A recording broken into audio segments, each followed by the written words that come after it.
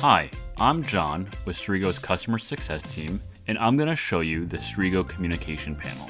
On the right-hand side of your screen is the Comms panel. Here, you can use the chat feature to message the entire class, individual learners, or members of the training team. Learners can raise their hand, and you will be able to see that here. The instructor or TA can address the question or problem, and then you can lower their hand. Here are the audio and video settings. You can mute and unmute your microphone, turn off and on your camera, and mute and unmute the classroom.